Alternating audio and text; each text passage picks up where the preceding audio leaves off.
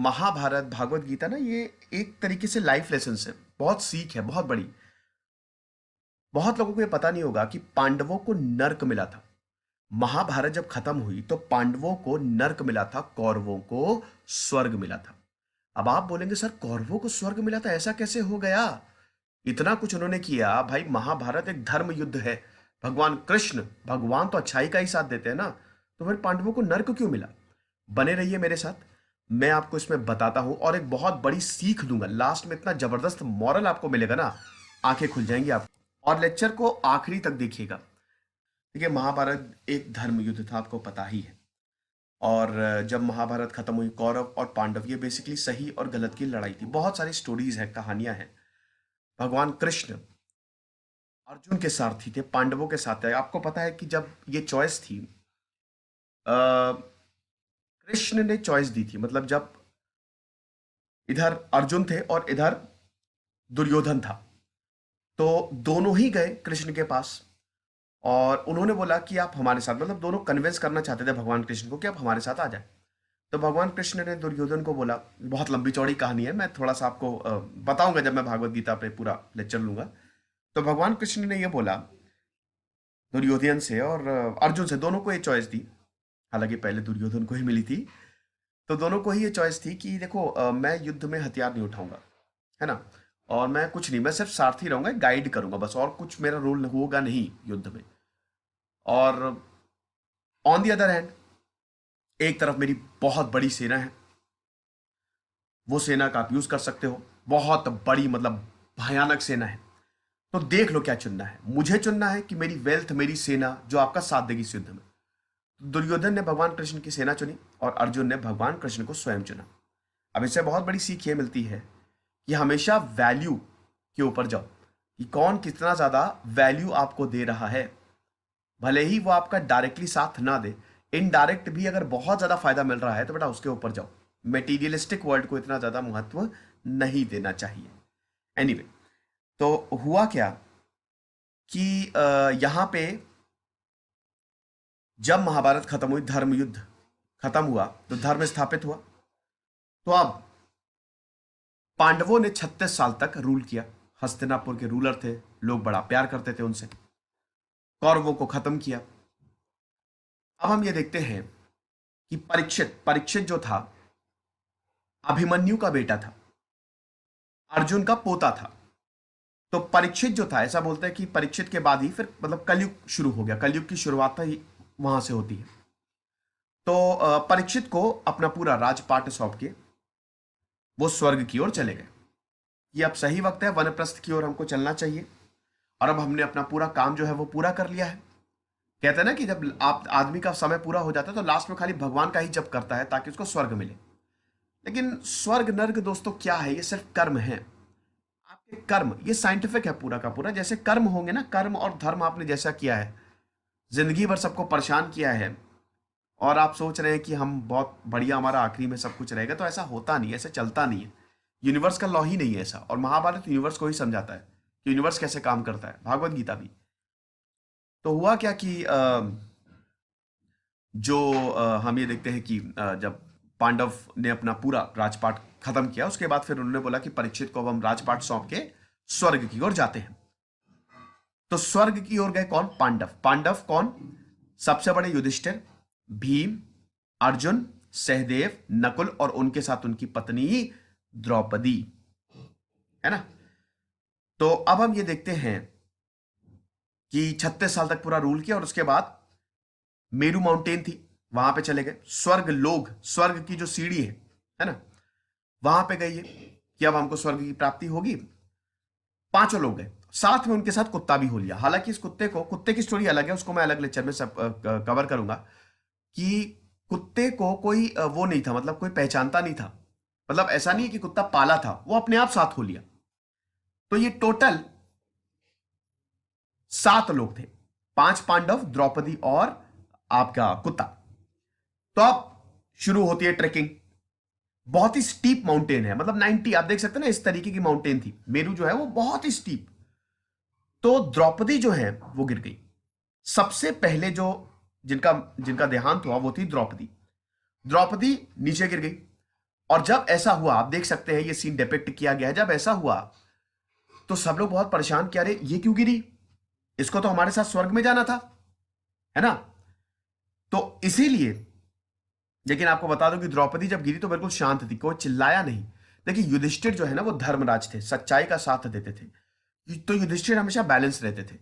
बाकी अर्जुन, भीम और वो सब चौके, नकुल सहदेव चौके, लेकिन युधिष्ठिर नहीं चौके। तो जब द्रौपदी नीचे गिरी तो यहां पे जब पूछा गया कि ऐसा क्यों हुआ, द्रौपदी नीचे क्यों गिरी, तो युधिष्ठिर जो थे उनको तो सब मालूम ही था।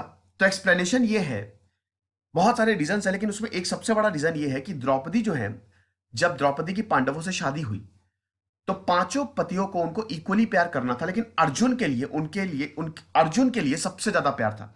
द्रौपदी ने सबसे ज्यादा प्रेफरेंस अर्जुन को दी। बाकी अदर हस्बैंड्स के साथ उन्होंने खाली ड्यूटी निभाई। कहते हैं ना कि प्यार तो एक ही से होता है, बाकी तो सब सेटिस्फैक्शन है, ड्यूटी निभाते हैं, तो वही था।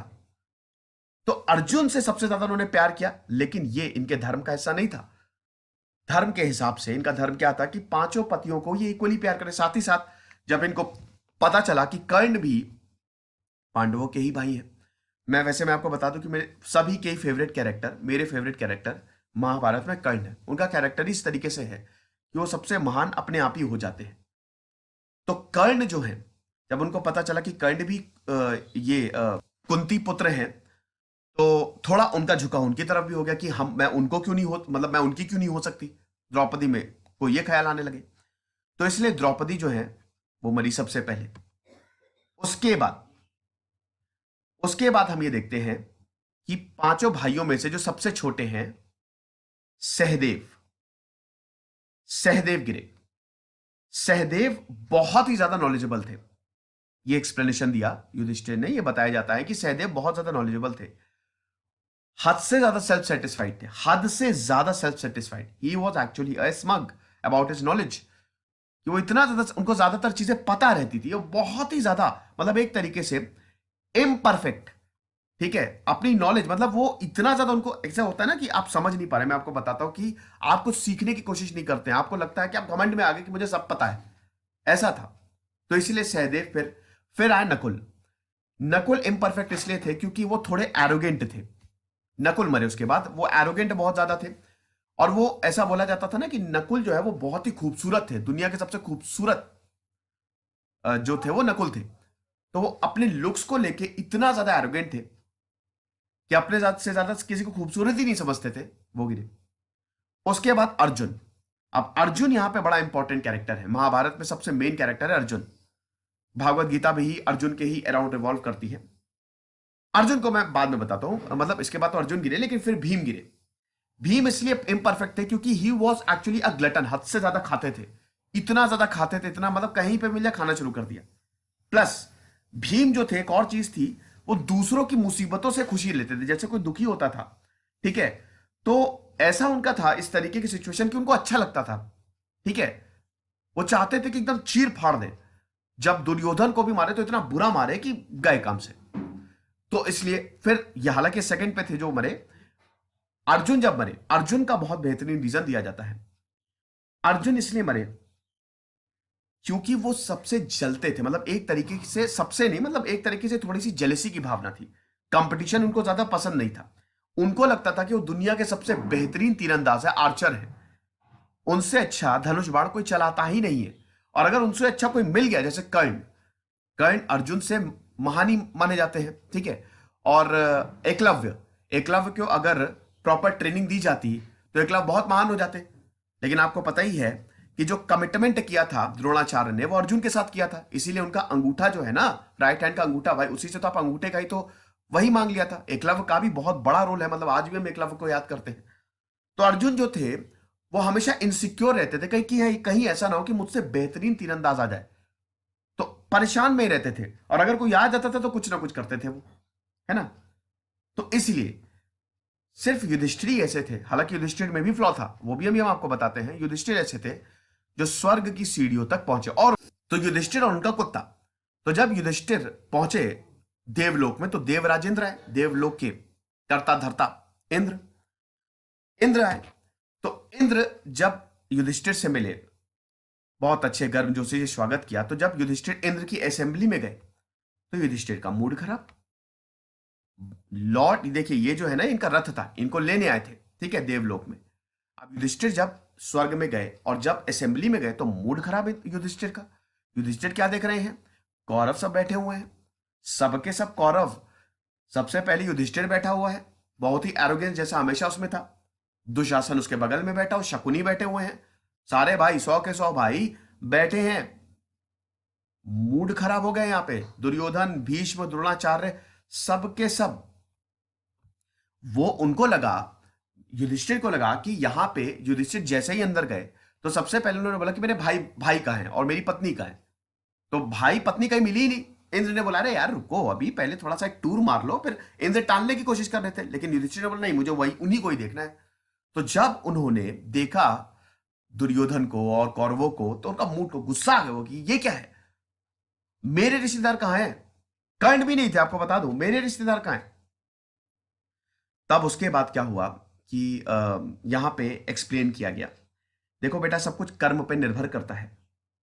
जब बहुत ज्यादा प्रेशर डाला तो फिर उनको ले जाया गया, मतलब युधिष्ठिर वहां गए जहां पे द्रौपदी और बाकी 4 पांडव थे, मतलब बाकी 4 थे।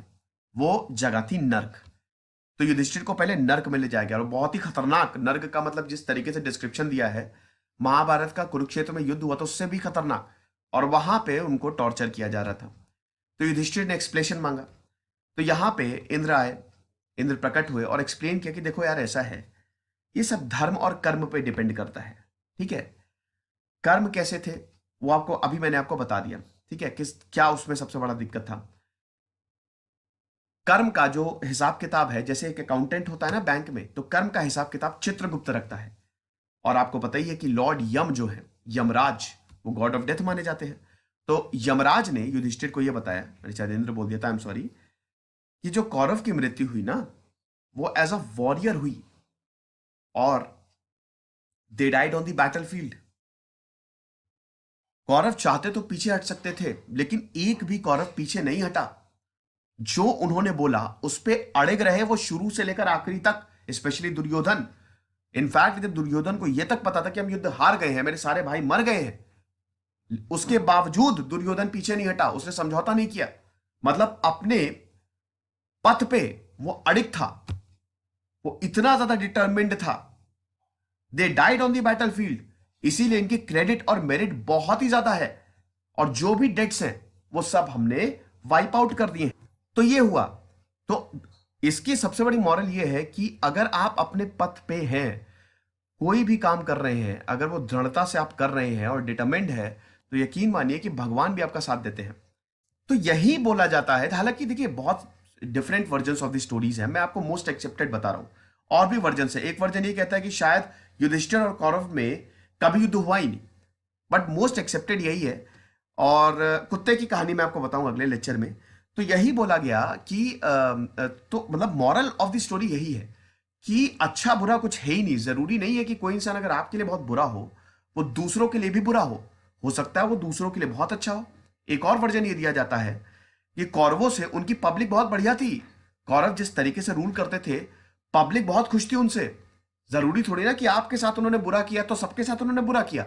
और युधिष्ठिर को भी यहाँ पे, युधिष्ठिर बहुत ही ज्यादा गुस्से में आ गए, तो युधिष्ठिर को भी जो उन्होंने किया उसका दंश झेलना पड़ा। यहां पे एक्सप्लेनेशन ये दिया जाता है, देवों ने युधिष्ठिर से ये बोला कि अभी भी आप सेल्फ सेटिस्फाइड नहीं हो, 36 साल हो गए रूल करते हुए, लेकिन आपने कौरवों को जो मारा था एक बार भी, मतलब आप सेटिस्फाइड नहीं हुए, मतलब आपने उनको माफ नहीं किया। अभी भी वो गुस्सा लेके आप अपने मन में घूम रहे हो। कौरव भी आपके भाई थे ना, जब वो मरे आपको एक बार पीछे मुड़ के देखना चाहिए था, लेकिन आपने उनको मुड़ के देखा नहीं। और 36 साल में भी कहीं ना कहीं आप में अभी भी वो भावना है, आपने उनको माफ नहीं किया। तो एक तरीके से सारे पांडवों में फ्लॉ थे। और क्योंकि युधिष्ठिर और सॉरी कौरव जो है वो बैटलफील्ड पे लड़े थे, क्षत्रिय का धर्म, जो धर्म जिसका है उसको वो पालन करना है, धर्म पालन करते हुए लड़े थे और मरे थे वो, इसीलिए उनको स्वर्ग मिला। ये कहानी है। मॉरल ऑफ द स्टोरी यही है, किसी से ज्यादा गुस्सा मत करो। जरूरी नहीं है कि कोई इंसान आपके लिए बुरा हो वो दूसरों के लिए भी बुरा हो। इट ऑल डिपेंड्स ऑन धर्म एंड कर्म, जिसका हिसाब किताब सिर्फ चित्रगुप्त के पास है। ये जो कहानियां हैं ना, हमारे हिंदुइज्म में कहानियों को बड़ा बल दिया गया है, क्योंकि लोग कहानियों से ज्यादा समझते हैं। लाइफ लेसन उनको कहानियों से ही मिलेंगे। अच्छा, ऐसा करना है हमको, ऐसा है, क्योंकि स्टोरी बहुत अच्छे से समझ में आती है। मैं अगर आपको बता दूंगा सीधे सीधे सब कुछ, तो आप नहीं समझोगे, भूल जाओगे। लेकिन ये स्टोरी आपको हमेशा याद रहेगी। देखिए, अमर है, ये इतने सालों से अमर है, 1000 सालों से अमर है, और हम इसकी बात आज भी कर रहे हैं। तो फिलहाल